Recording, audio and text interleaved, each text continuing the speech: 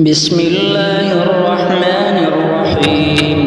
والنازعات غرقا والناشطات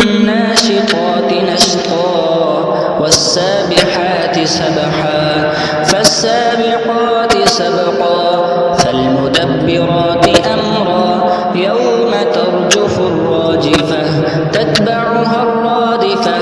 قلوب يومئذ واجفة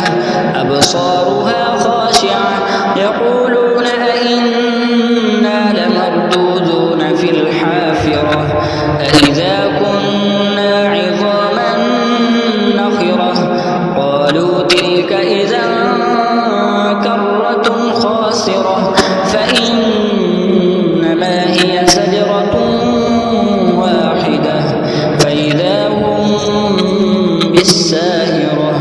هل أتاك حديث موسى إذ ناداه ربه بالوادي المقدس طوى اذهب إلى فرعون إنه طغى فقل هل لك إلى أن تزكى وأهديك إلى ربك فتخشى فأراه الآية الكبرى فكذب وعصى ثم أدبر يسعى فحشر فنادى فقال أنا ربكم الأعلى فأخذه الله نكال الآخرة والأولى إن في ذلك لعبرة لمن يخشى أأنتم أشد خلقا أم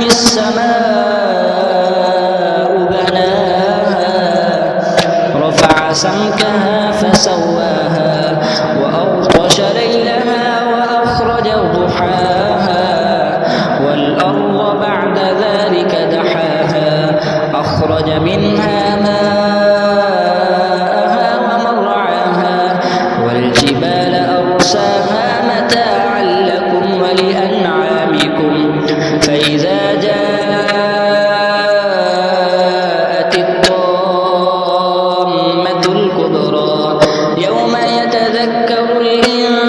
الإنسان ما سعى